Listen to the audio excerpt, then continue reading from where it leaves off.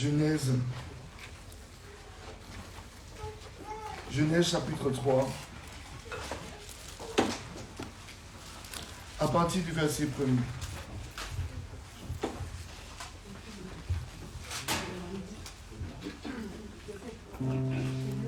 Genèse chapitre 3, à partir du verset 1er.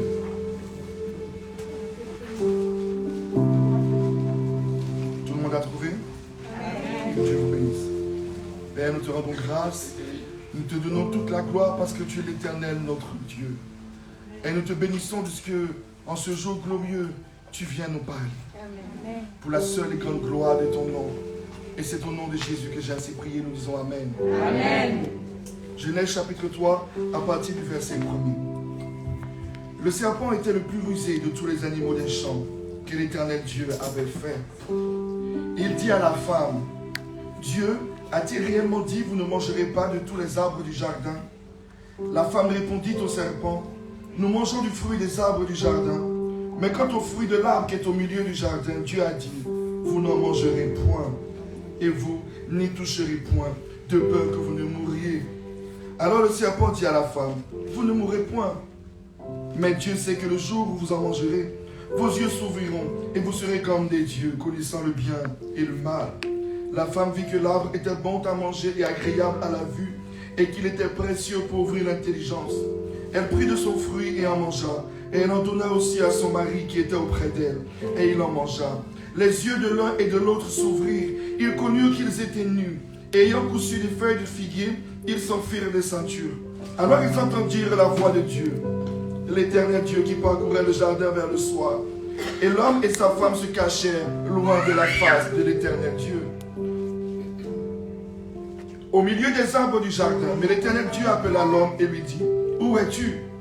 Il répondit, j'ai entendu ta voix dans le jardin et j'ai eu peur, parce que je suis nu et je me suis caché. Et l'Éternel Dieu dit, qui t'a appris que tu es nu? Est-ce que tu as mangé de l'arbre dont je t'avais défendu de manger? L'homme répondit, la femme que tu as mise auprès de moi m'a donné de l'arbre et j'en ai mangé. Et l'Éternel Dieu dit à la femme, pourquoi tu fais cela? La femme répondit, le serpent m'a séduite et j'en ai mangé. L'Éternel Dieu dit au serpent, puisque tu as fait cela, tu seras maudit entre tout le bétail et entre tous les animaux des champs. Tu marcheras sur ton ventre et tu mangeras de la poussière tous les jours de ta vie. Je mettrai inimitié entre toi et la femme, entre la postérité et sa postérité. Celle-ci t'écrasera la tête et tu lui briseras le talon. Il dit à la femme, j'augmenterai la souffrance de tes grossesses, tu enfanteras avec douleur, et tes désirs se porteront vers ton mari, mais il dominera sur toi. Il dit à l'homme, puisque tu as écouté la voix de ta femme, et que tu as mangé de l'arbre au sujet duquel je t'avais donné cet ordre, tu n'en mangeras. Tu n'en mangeras point, le sol sera maudit à cause de toi. C'est à force de peine que tu en tireras ta nourriture tous les jours de ta vie. Il te produira des épines et des ronces, et tu mangeras de l'herbe des champs. C'est à la sueur de ton visage que tu mangeras du pain, jusqu'à ce que tu retournes dans la terre d'où tu as été pris, car tu es poussière et tu retourneras dans la poussière. Adam donna à sa femme le nom d'Ève, car elle était la mère de tous les vivants. L'Éternel Dieu fit à Adam et à sa femme des habits de peau, il les en revêtit. L'Éternel Dieu dit, voici l'homme est devenu comme l'un de nous pour la connaissance du bien et du mal. Empêchons-le maintenant d'avancer sa main, de prendre de l'arbre de vie, d'en manger et de vivre éternellement. L'Éternel Dieu le chassa du jardin d'Éden pour qu'il cultivât la terre d'où il avait été pris. C'est ainsi qu'il chassa Adam. Il le mit à l'orient du jardin d'Éden, les chérubins qui agitent une épée flamboyante pour garder le chemin de l'arbre de vie. Dis Amen. Amen. La parole de Dieu nous dit quelque chose d'extraordinaire. Aujourd'hui, c'est les rameaux. Béni soit celui qui vient au nom du Seigneur. Amen. Pourquoi nous considérons cette fête que Dieu nous a donnée? Pourquoi nous devons accueillir Jésus-Christ dans notre vie? Pourquoi nous devons donner notre vie à Christ? Pourquoi nous devons aimer Christ au-delà de ce que nous désirons? C'est une bonne question. Pourquoi sommes-nous jeunes? Ou pourquoi devons-nous nous empêcher de vivre selon les désirs et le plaisir que le monde peut nous donner? N'est-ce pas une bonne question? Amen. La Bible nous dit que Dieu a créé Adam et Ève et Dieu leur a donné des préceptes à respecter. Amen. Amen. Dieu leur a dit, voici toutes choses que je fais pour vous. Il a créé un jardin extraordinaire. Il y avait tout. Adam et Ève étaient dans une joie et dans une paix parfaite. Est-ce que quelqu'un peut dire Amen? Amen. Et voilà que Ève et Adam ont simplement désobéi à Dieu. Parce que Ève, dans sa personne, n'a pas voulu faire quelque chose de mal. Le diable l'a séduit et elle s'est dit, ben, au moins mon mari sera meilleur. Alléluia. Mon mari et moi, nous serons meilleurs, nous aurons de plus grandes connaissances. Amen. Elle s'est laissée séduire et elle s'est laissée convaincre de quelque chose. Elle n'a pas fait cela pour faire du mal. Est-ce que quelqu'un peut dire Amen? Amen. Mais le problème, c'est qu'elle a péché contre Dieu. Le péché n'est rien d'autre que la désobéissance vis-à-vis des ordonnances de ce que Dieu nous demande. Amen. Est-ce que quelqu'un peut dire Amen? Amen. Cette femme, elle n'a pas fait quelque chose de mal. Le serpent lui a dit, mais si tu en manges, ton mari et toi, vous allez devenir comme Dieu. Mais si tu aimes ton mari ou tu aimes ta femme, que quelqu'un te propose quelque chose pour devenir meilleur dans ton foyer, une plus grande promotion, ton cœur est titillé. Tu te dis, ça a l'air intéressant. Mon mari aura un plus gros salaire. Donc tu vois plus de sacs Louis Vuitton. Alléluia. Amen. Elle ne l'a pas fait dans un but méchant. Alléluia. Elle s'est laissée corrompre. Est-ce que quelqu'un peut dire Amen? Amen. Mais le problème, c'est qu'elle a désobéi. Elle a péché. Est-ce que quelqu'un peut dire Amen? Amen. Nous négligeons le péché parce que le péché, nous nous disons de toute façon, le péché, qu'est-ce que le péché? Et nous pensons que le péché, c'est tuer. Nous pensons que le péché, c'est voler une banque. Et nous ne pensons pas que simplement voler 5 € dans le sac de notre mère, c'est un péché. Alléluia. Amen. Nous pensons que péché, c'est tout ce qui peut paraître énorme. Alléluia. Amen. Violer, tuer. Mais les autres petites choses que nous faisons, non, ce n'est pas un péché. Alléluia. Amen. Le péché n'est rien d'autre que désobéir au recommandement de Dieu. Amen. Alléluia, à ce que Dieu nous demande. Amen. La conséquence, vous savez, je peux être dans le péché. Voilà que Adam et Ève étaient dans le péché. Est-ce que ça les a empêchés d'entendre la voix de Dieu? Amen. Non. Ils ont péché, mais ils entendaient la voix de Dieu. Adam, où es-tu? Alléluia. Amen. Mais combien d'entre nous disons, le jour que je vais entendre Dieu me parler, je vais quitter le péché? Amen. Entendre la voix de Dieu ne me fait pas quitter le péché. Amen. Je peux vivre dans le péché et entendre la voix de Dieu. Amen. Samson avait une vie de péché, mais Dieu l'a exaucé. Amen. Alléluia. Amen. Je peux vivre dans le péché et Dieu s'occupe de moi. Adam et Ève ont péché, mais Dieu est venu, Dieu les a couverts. Amen. Ah non, mais de toute façon, ce n'est pas le péché ce que je fais. Parce que si c'était le péché, Dieu ne m'aurait pas donné un travail. Si c'était le péché, Dieu ne m'aurait pas pris soin de moi. Si ce que je faisais était mal, pourquoi Dieu m'aurait aidé? Mais mon ami, nous pouvons être dans le péché, Dieu nous aide. Amen. Nous pouvons être dans le péché et Dieu continue à prendre soin de nous. La Bible dit, il fait tomber la pluie sur les bons et les méchants. Amen. Dieu ne se dit pas, bon, comme lui il est pécheur, je ne fais pas tomber la pluie sur lui. Et comme lui il marche dans la vérité, je fais tomber la pluie. Non. Nous avons un Dieu extraordinaire et c'est pour ça qu'il dit dans sa parole que la grâce est trompeuse. Amen. La grâce de Dieu est trompeuse. Amen. Ça veut dire que tu te dis non, mais de toute façon, je vois que j'y arrive, je vois que je réussis, je vois qu'il y a l'argent qui rentre, j'ai une femme qui m'aime, il y a une femme qui me séduit, ah oui, et tout ça, c'est que Dieu est avec moi, c'est faux. C'est que je vais hériter le ciel, c'est faux. Dis c'est faux. C'est faux. Nous voyons que Adam et Ève ont commis le péché, mais ils entendent la voix de Dieu. Adam et Ève ont commis le péché, Dieu même se révèle à eux. Amen. Dieu leur donne des révélations. Voilà qu'est-ce qui va t'arriver. Dieu leur révèle l'avenir. Voilà qu'est-ce qui va se passer dans l'avenir. Dieu les protège et Dieu les habille. Dieu couvre leur honte. Mais ils sont dans le péché. Mais en réalité, quelle est la conséquence du péché? Le péché ne m'empêche pas d'entendre la voix de Dieu. Non. Le péché n'empêche pas Dieu de cacher certaines nudités de ma vie. Ce que le péché fait dans ma vie, c'est que je n'aurai jamais le bonheur que Dieu a prévu pour moi. Jamais. Amen. J'aurai toujours des miettes. J'aurai toujours la pitié de Dieu. Mais ce que Dieu a vraiment choisi, le plan initial de gloire, cette femme glorieuse ou cet homme glorieux que tu dois être, ce foyer glorieux ou cette chose grandiose que Dieu a prévu de te donner, tu ne l'auras jamais. Amen. Parce que la conséquence du péché, c'est que même si Dieu te parle, c'est qu'il te châtie. Il dit à Adam, maintenant, avant tu n'avais rien à faire. Dans le plan que j'avais prévu pour toi, tu n'avais pas à souffrir. Mais maintenant, à cause du péché, chaque chose que tu vas récolter, ce sera avec la sueur de ton front, par ta souffrance. Donc le péché amène quoi? La souffrance. Amen. Même si Dieu est là, même si Dieu a envie de couvrir mes péchés, mais le péché m'amène à quoi? À souffrir. Amen. Est-ce que quelqu'un peut dire Amen? Amen. Le péché amène quoi? Il dit à la femme, j'augmente tes douleurs. Amen. Est-ce que quelqu'un peut dire Amen? Amen. Il dit que je ne te dis pas que si tu n'as pas péché, tu n'auras pas de douleur. Il dit bien, j'augmente.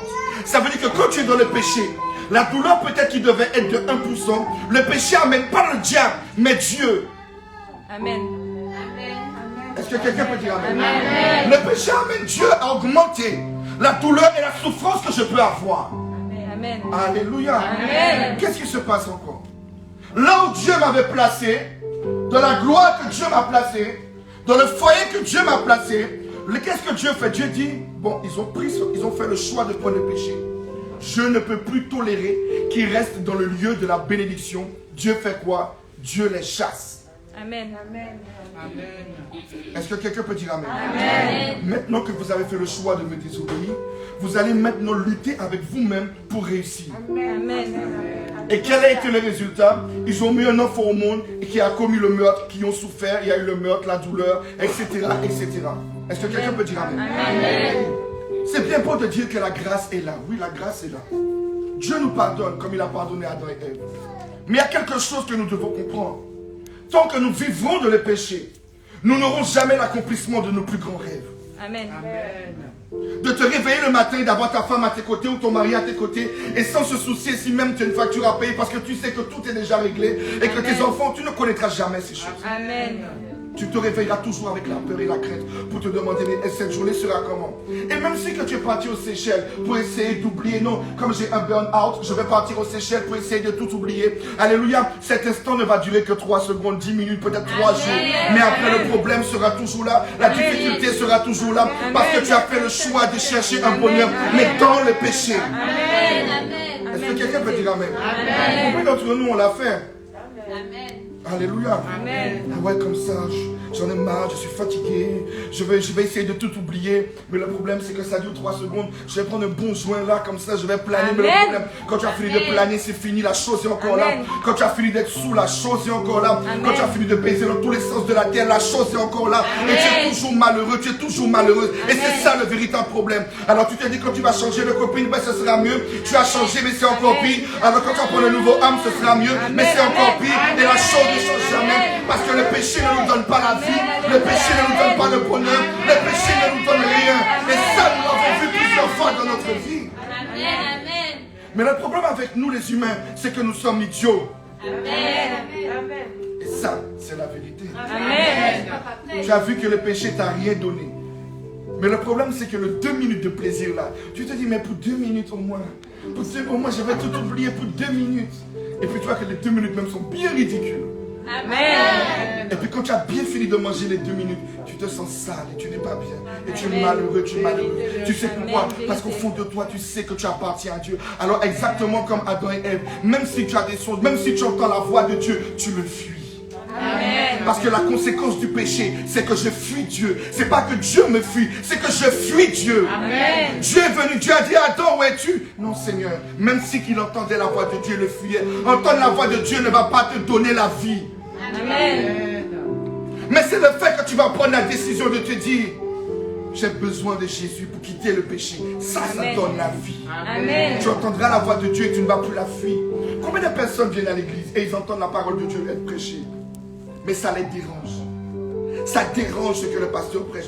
Au fond de mon âme, au fond de mon cœur, ça me dérange. J'ai pas envie d'entendre ça. Parce que le péché qui est en moi veut que je fuis Dieu. Amen. C'est pas que je ne l'aime pas. C'est pas que je n'ai pas une considération pour Dieu. Mais le péché que je suis en train de faire me pousse à fuir. Amen. Adam, où es-tu? Non, quand j'ai entendu ta voix, je me suis caché. Combien d'entre nous, tu sais que ce que tu fais est mal. Mais tu te dis que si le pasteur ne me voit pas, ah oui, peut-être que si je vais au fond de la boîte de nuit, Dieu ne me verra pas. Chérie, même si que tu vas dans la boîte de nuit, qu'ils ont éteint toutes les lumières, Dieu te voit. Même s'il y a 7 femmes couchées que toi, Dieu te regarde. Alléluia. Amen. Vous savez, j'ai lu un témoignage un jour. Et dans le témoignage, c'est un jeune homme. Il n'avait jamais pris conscience que Dieu regardait tout le temps sa vie. Et il était dans le péché de la masturbation, aller pour virer. Ah, pardon. Tout le temps. Parfois, j'oublie qu'il n'y a pas que les hommes. il se masturbait tout le temps, librement. Et il suppliait tout le temps, Dieu Seigneur, délivre-moi, délivre-moi, délivre-moi. Alléluia. Et tout le temps, il suppliait Dieu. Il y avait des grandes prophéties sur sa vie. Tu seras ci, tu seras ça. Jamais il n'a été délivré. Vous savez comment il a été délivré? Un jour, Dieu a apparu devant lui pendant qu'il se branlait. Et Dieu lui a dit, tu sais que chaque fois que tu pèches, je suis là, je te regarde. Amen. Ça l'a tellement terrorisé qu'il n'a plus jamais péché. Amen. C'est ça que nous oublions. Chaque fois que tu es en train de faire quelque chose, Dieu est juste là en train de dire. Amen. Et le jour du jugement dernier, Dieu va te passer le film. Alors Amanda, c'était comment ce jour-là? Amen. Pourtant la prédication a dit ça. Et regarde ce que tu as fait après le culte. Amen. Non Seigneur, c'est que tu sais, hein, la grâce, la grâce, mais va en enfer. Parce que la grâce est trompeuse. Amen. La grâce est trompeuse. Amen. Amen. Est-ce que quelqu'un entend la parole de Dieu? Amen. Dieu nous appelle tel que nous sommes, oui. Dieu nous appelle avec nos faiblesses et nos iniquités, oui. Mais le jour des rameaux, nous devons avoir une prise de conscience. Je dois me dire, j'ai besoin de Jésus. Amen. Parce que le péché ne m'apporte rien de bon. Tout ce qu'il peut me donner, tout est éphémère. Amen. Non, dis ce mot, éphémère. Éphémère. Si ce n'était pas éphémère, le jour que tu étais heureux jusqu'à avec X, il est où X? Qui a déjà été heureux avec un ex? Alors pourquoi tu n'es plus avec lui? Pourquoi tu n'es plus avec cet ex? Parce que c'est éphémère. Vérité. Parce que c'est éphémère. Tout ce que nous faisons dans le péché est éphémère. Amen. Tout ce que nous faisons avec Dieu est éternel. Amen. La Bible nous dit quoi? La Bible nous dit connaître Dieu. La Bible nous dit que la vie éternelle, c'est connaître Dieu. Plus tu vas faire te dire que le péché, c'est pas bon. Non, j'ai besoin de Jésus. J'ai besoin de Dieu. Dieu va commencer à construire et à fonder des choses en toi qui vont être éternelles. La vie éternelle ne commence pas après la mort, mais la vie éternelle commence maintenant. Amen. Ça veut dire que tu prends le choix de prendre Jésus-Christ et le bonheur éternel commence maintenant et ça perdure jusqu'à après ta mort. C'est pas pour te dire non, après ma mort je vais vivre. Non, c'est maintenant que ça commence. Amen. Du moment que je donne ma vie à Jésus et que je l'accepte dans mon cœur et que j'ai envie de suivre ses préceptes, que je prends ma Bible et que je dis Seigneur, qu'est-ce que tu attends de moi? Je vais me conformer à tes préceptes. Et le jour du rameau, même si que les gens me prennent pour un débiélé, mais je sais que j'ai besoin que Jésus rentre dans mon cœur. J'ai besoin qu'il change quelque chose en moi. Amen. Alléluia. Amen. Prenons Luc. Est-ce que quelqu'un aime entendre la parole de Dieu? Amen. La Bible nous dit, dans Luc chapitre 19,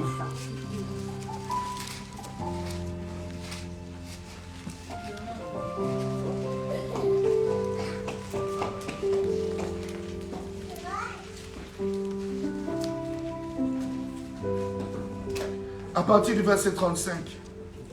Ils l'amenèrent à Jésus, l'anneau sur lequel ils jetaient leurs vêtements et firent monter Jésus. Quand il fut en marche, les gens étendirent leurs vêtements sur le chemin. Et lorsque déjà il approchait de Jérusalem, vers la descente de la montagne des Oliviers, toute la multitude des disciples, saisis de joie, se mit à louer Dieu à haute voix pour tous les miracles qu'ils avaient vus. Ils disaient, béni soit le roi qui vient au nom du Seigneur, paix dans le ciel et gloire dans les lieux très hauts. Quelques pharisiens du milieu de la foule dirent à Jésus, Maître, reprends tes disciples. Et il répondit, je vous le dis, s'ils se taisent, les pierres crieront. Amen. Comme il approchait de la ville, Jésus, en la voyant plus rassuré, lui dit, si toi aussi, au moins, en ce jour qui t'est donné, tu connaissais les choses qui appartiennent à ta paix. Dis Amen. Amen. Qu'est-ce que Dieu dit? Il dit comme ça, Jésus, pourquoi Jésus pleure? Parce que Jésus voit la mission, le jour des rameaux qu'il est venu faire. Alléluia. Amen. Il y a des personnes que le Saint-Esprit a saisies. Mais Jésus était venu aussi pour les pharisiens. Jésus était aussi venu pour les Sadducéens qui veulent enfermer leur cœur dans leurs convictions qui les détruit. Alors la Bible dit quoi? La Bible dit, quand il approchait de la ville, Jésus en la voyant pleurer sur elle. Et il dit, si toi aussi au moins en ce jour qui t'est donné, tu connaissais les choses qui appartiennent à ta paix. Mais maintenant elles sont cachées à tes yeux. Ils viendront sur toi des jours où tes ennemis t'environneront de tranchées, t'enfermeront. Dieu nous donne, qu'est-ce qui se passe si le jour des rameaux, nous ne le prenons pas? Le jour des rameaux est un jour où Dieu vient parce qu'il sait qu'est-ce qui va se produire demain. Dis demain. Demain. Il dit demain. Demain. Jésus dit, Jérusalem, aujourd'hui est un jour où je suis venu t'apporter quelque chose. Mais Jésus pleure pour dire, tu ne reconnais même pas ce qui est venu te donner la paix. Les choses qui appartiennent à ta paix. Je suis venu pour te communiquer la paix. Mais tu es entêté à rester dans ce que tu es. Jérusalem, bientôt, la terreur va tomber sur toi. Si seulement tu pouvais comprendre ce que je suis venu te donner. Amen. Alléluia. Amen. Ils te détruiront, toi et tes enfants au milieu de toi. Ils ne laisseront pas en toi pierre sur pierre, parce que tu n'as pas connu le temps où tu as été visité. Amen. Vous savez, avec Jésus, il y a toujours un temps. Vous savez, beaucoup de personnes disent, c'est pas grave. Si je n'ai pas réussi là, je vais réussir demain. Le problème, c'est que le temps ne nous appartient pas. Amen. C'est Dieu qui met en place pour chacun de nous un temps. Parce qu'il sait qu'est-ce qui va se produire demain. Je connais 2 jeunes hommes à qui j'ai prêché l'évangile. Pourquoi je dis 2? Parce que c'est eux. Ceux-là m'ont marqué. Je leur ai prêché l'évangile. J'étais descendu dans une ville au Lamentin. On était au bourg et je prêchais l'évangile. Je me suis assis. Il y avait plein de voyous. Si on peut les appeler comme ça. Et je me suis assis à terre au milieu d'eux. Et j'ai commencé à leur enseigner l'évangile. J'ai commencé à prêcher l'évangile. Pour leur dire que Jésus-Christ existait. Et parmi eux, ils ont tous été touchés par la parole de Dieu. Ils sont venus à l'église. Ils étaient choqués qu'un jeune puisse s'asseoir au milieu d'eux pour prêcher l'évangile. Malgré leur apparence. Et voilà que il y a un qui est venu, il a donné sa vie à Jésus. Et après, les gens de sa cité, Fourachon, ont commencé à parler dans sa tête. Mal parler, sort de l'église. En créole, ils lui disaient, ils veulent voler tes points. Bon, c'est des trucs bizarres. Ils veulent prendre tes points, sors de l'église, sors de l'église, sors de l'église. Il est sorti de l'église, il a pris une balle dans la tête. Même pas une semaine. Même pas une semaine. Vous savez, quand Dieu vient dans ma vie, il sait quel est le plan qui doit arriver demain. Il est venu dans Jérusalem. Il dit, Jérusalem, tu ne reconnais même pas la paix que je suis venu te donner. Demain, voilà qu'est-ce qui va arriver. Il y a un autre jeune homme, il est venu à l'église. Il s'est attaché. Et après, il s'est dit, mais non. Ah non. Il est parti. Accident de moto, il est mort. Vous savez, il y a une chose que j'ai appris avec Dieu. Il n'y a personne que Dieu frappe à la porte du cœur. Si Jésus a frappé à la porte de ton cœur aujourd'hui, c'est parce qu'il sait qu'est-ce qui va arriver bientôt. Et il sait que tu as besoin de lui pour t'en sortir. Parce que vous savez, le plus grand défaut des humains, c'est de croire que tu es bien plus puissant que le diable. Amen. Ne pense jamais cela. Amen. Parce que Dieu a couvert Adam. Mais ce que le diable est venu faire à Adam et Ève, ils l'ont eu. Ils ont été chassés. Et ils ont eu quoi? La mort. Leur éternité, leur gloire, leur protection, leur bonheur, ils n'avaient plus. Le diable avait réussi. Amen. Donc quand Jésus-Christ vient dans ta vie, il sait qu'est-ce que le diable a prévu demain. C'est pas là que tu vas te dire, ah non, je suis encore jeune, je suis encore machin, pourquoi je vais prendre Jésus-Christ? Ça te coûte quoi? Qu'est-ce que Jésus t'enlève? Il t'enlève ta beauté, il t'enlève ton argent, c'est gratuit. Il t'enlève quoi, Jésus? Amen. Qu'est-ce que Jésus t'enlève? Parce que tu ne vas plus aller te traîner comme une prostituée en boîte. C'est ça qui te fait mal. Amen. Mais viens à l'église, tu vas danser, brûle tes fesses si tu veux, je loue. Amen. Mais c'est quoi donc? Qu'est-ce que Jésus t'enlève pour le fuir? Quelle est la conviction que le diable met à ton cœur pour ne pas prendre Jésus-Christ? Qu'est-ce que Jésus te retire? Il t'empêche d'aller au cinéma? Non. Il t'empêche d'aller danser à la plage? Non. Il t'empêche de sortir avec tes amis? Non. Mais il te dit, arrête de détruire ton corps avec la cigarette. Arrête de boire pour détruire ta vie. Ça ne te donne rien. Voilà ce que Dieu te dit. Il te donne des conseils pour avoir une vie meilleure. Il te demande simplement de l'accepter pour que tu rentres dans le jardin d'Éden qu'il a prévu pour toi. Mais nous sommes tellement imbéciles que nous préférons souffrir.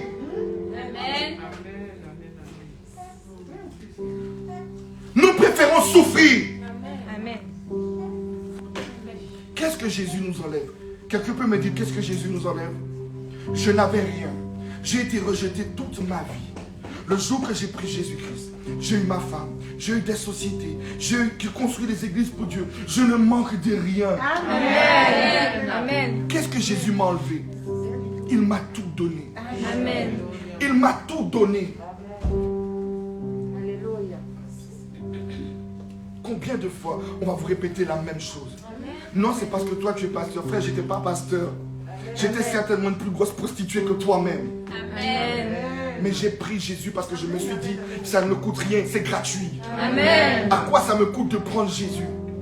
De toute façon, tout le monde ne m'aime pas et tout le monde m'a déjà rejeté. pourquoi je ne vais pas prendre Jésus? Amen. Ah oui, maintenant tout le monde t'acclame, tout le monde t'appelle papa, tout le monde sait, tout le monde s'en frère, c'était pas comme ça avant. Amen. Alléluia. Je n'avais ni ami, ni papa, ni maman, ni rien. Alors j'ai pris Jésus-Christ. Et il m'a tout donné. Amen. Alors au lieu de rester tous les jours, si Dieu existait, j'aurais pas une vie. Non, c'est pas Dieu, c'est ton péché. Amen. C'est tes choix. Amen. C'est ton péché. Amen. La Bible nous montre dans Genèse, c'est le péché, c'est pas Dieu. Amen. Et arrêtons de nous cacher. Le jour que je vais entendre sa voix, j'entends trop ça. Oui, le jour que je vais entendre la voix de Dieu comme le pasteur, eh ben je vais me conformer, chérie. Entendre la voix de Dieu ne convertit pas. Amen. Le jour que je verrai les miracles comme Moïse, ils ont vu les miracles, ils sont morts quand même dans le désert. Amen. Tu veux savoir c'est quoi le plus grand miracle?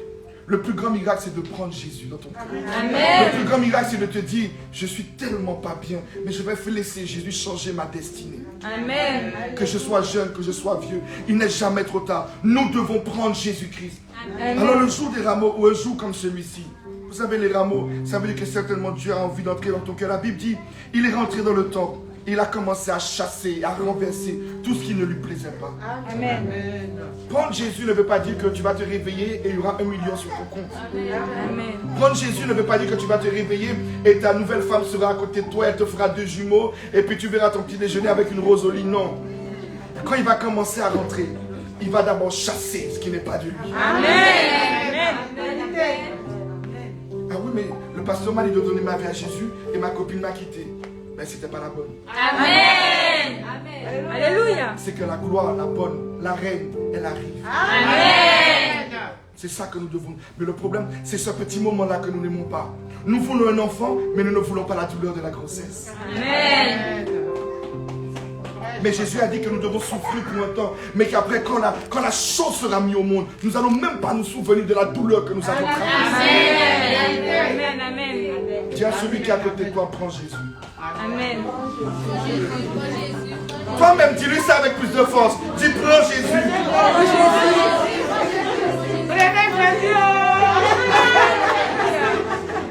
Alléluia. Alléluia. Le jour des rameaux, je dis non, tu dois rentrer dans mon cœur. Je dis Hosanna. Je dis pas Hosanna parce que quelqu'un doit le dire. Je dis Hosanna parce que moi j'ai envie que Jésus rentre dans mon cœur. Parce que je sais ce que je suis. Je sais le menteur que je suis. Je sais la prostituée. Donc je veux qu'il vienne.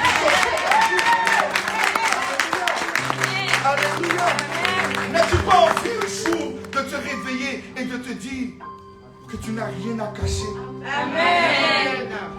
Toute ma vie, j'ai souffert parce que j'avais toujours plein de choses à cacher.